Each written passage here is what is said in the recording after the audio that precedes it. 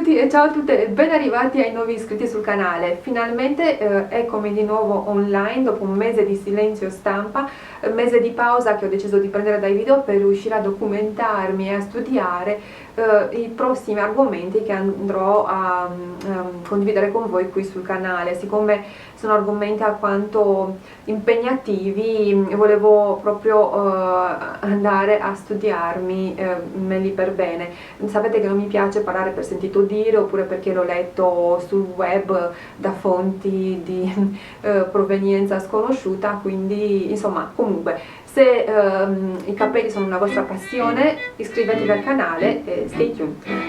Ecco, tornando al video di oggi, oggi vorrei parlarvi di un argomento che incontro spesso nelle mail che mi inviate oppure nei messaggi su Facebook che mi inviate, ma anche una delle accuse che più spesso, insomma, le persone che non utilizzano l'ENE fanno all'ENE, oppure che hanno provato in passato ad utilizzare l'ENE e le erbe tintorie oppure le erbette ayurvediche, comunque puntano sempre il dito in merito a questo. Ma è vero che l'ENE secca i capelli? Ebbene, nel video di oggi andremo a scoprirlo e andremo a scoprire anche come possiamo fare per prevenire l'eventuale secchezza sui capelli.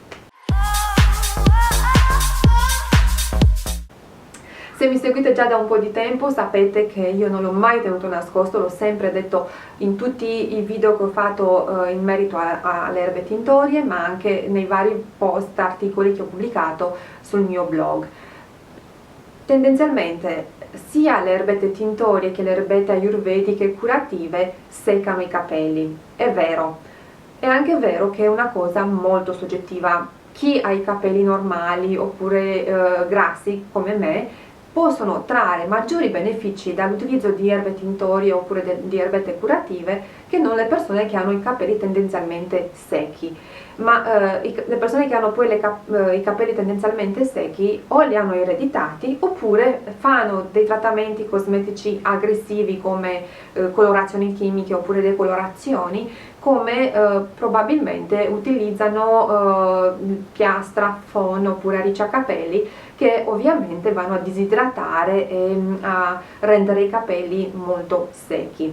Ecco, ovviamente non si può pretendere che le erbe tintorie riescano a venire incontro alle esigenze di tutti quanti noi.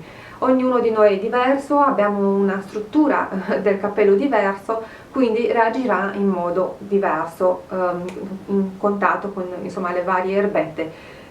Neanche i prodotti confezionati, insomma, ideati in laboratorio riescono a soddisfare le esigenze di tutti noi. Perché mai dovremmo pretenderlo da un prodotto al 100% naturale? Ecco, detto questo, io oggi voglio condividere con voi 5 dritte, diciamo così, che io ho notato possono fare la differenza nel prevenire la secchezza nei capelli sia normali, insomma grassi, ma anche la secchezza in quei capelli che già di loro tendenzialmente sono secchi. La prima dritta che vorrei darvi è quella di riuscire a ottimizzare il tempo di posa sui vostri capelli.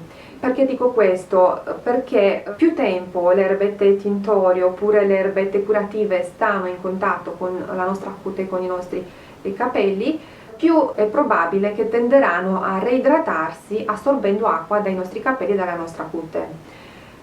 È ovvio che non possiamo tenere le erbe tintorie, parlando proprio specificatamente delle erbe tintorie, in posa un'ora se abbiamo dei capelli bianchi. Però è anche vero che non dobbiamo per forza tenerle 6-9 ore, come erroneamente si pensa a volte. Quindi basta trovare quel tempo di posa idoneo alle nostre esigenze, che riesca sia a soddisfarci un'ottima copertura dei capelli bianchi, eventuali capelli bianchi, ma che appunto ci permetta anche a non seccare troppo i nostri capelli. Un'altra dritta che vi voglio dare è quella di aggiungere nei vostri mix un ingrediente umettante.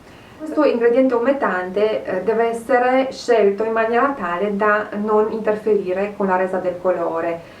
Ossia, consiglio di utilizzare il gel ottenuto dal fieno greco, o dal fenugreek. Vi lascio il link al video che ho fatto, proprio l'ultimo video che ho fatto qui sul canale. Potete utilizzare un gel ai semi di ligno oppure di psisilio, se non mi sbaglio, che sono fantastici.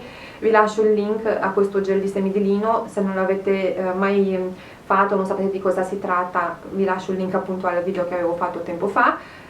Oppure un semplice gel all'amido di riso, di mais oppure di patate che potete trovarvi per le mani in casa.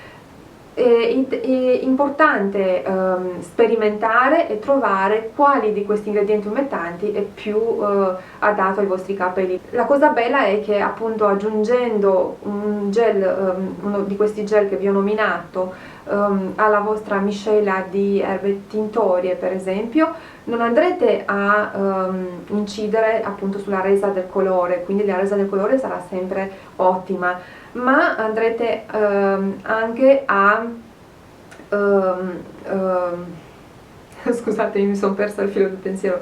Quindi non solo andrete a migliorare, a non interferire con la resa del colore, ma andrete anche a migliorare la consistenza della pastela. Quindi se per caso dovete utilizzare delle erbette per dire curative molto grumose, oppure dovete utilizzare solo il catamo, l'indigo, che si sa sono particolarmente grumosi, quindi difficili da spalmare sui capelli, aggiungere uno di questi gel al vostro mix di erbette vi renderà la consistenza molto più spalmabile. Un'altra cosa che vi consiglio di fare è di avere pazienza. Tutti i capelli in seguito all'applicazione di erbe tintorie oppure di erbette curative, che siano secchi oppure che siano morbidi e grassi normali, risulteranno più secchi, più come dire, duri, magari anche più crespi in seguito proprio quindi all'applicazione e quindi dopo aver tolto queste erbette con l'utilizzo esclusivamente dell'acqua. Se voi non andate ad utilizzare un balsamo condizionante oppure uno shampoo, che comunque anche gli shampoo spesso e volentieri contengono dei condizionanti, non potete dire che l'N vi secca i capelli. Aspettate di fare appunto questo lavaggio con uno shampoo e ad utilizzare un balsamo condizionante e poi decidete se l'N o le erbette vi seccano i capelli. Ok, la penultima dritta, che è quella che utilizzo anche io, è di non applicare tutti i mesi le erbe tintorie sulle lunghezze. Quindi siccome io non voglio neanche stratificare, se non sapete cos'è la stratificazione vi lascio il link al video che ho fatto tempo fa appunto sulla stratificazione, quindi non voglio rendere più scure le mie lunghezze, io solitamente l'impacco di erbe tintorie lo faccio solo sulla ricrescita bianca, mentre sulle lunghezze applico il mio impacco idratante preferito, che se mi seguite da un po' di tempo conoscete già. Comunque vi lascio il link a questo video che vi consiglio di provare, perché è un impacco davvero favoloso, soprattutto per chi ha i capelli molto fini e sottili, perché a parte insomma che è un impacco idratante, rende anche molto più corposi i capelli. Ultima dritta, che è un po' una ripetizione di quest'ultima che vi ho detto, è di fare assolutamente degli impacchi idratanti e o nutrienti sulle vostre chiome almeno una volta a settimana, una volta ogni 2 settimane. È importante ripristinare l'equilibrio acido-idrolipidico della vostra cute e dei vostri capelli, soprattutto se notate e se sapete che i vostri capelli sono tendenzialmente secchi. Oggi non vado ad approfondire come decidere se idratare oppure nutrire i vostri capelli, lo farò in un prossimo video, quindi se volete essere sicure di non perdere questo video vi invito a iscrivervi al canale. Intanto mi fermo qui con questo video, spero di avervi dato insomma un'idea un po' più chiara su cosa fare per prevenire la secchezza nei capelli. Se il video vi è piaciuto, grazie, se volete lasciare il solito like quindi sotto il video, e noi ci vediamo nel prossimo tutorial. Ciao!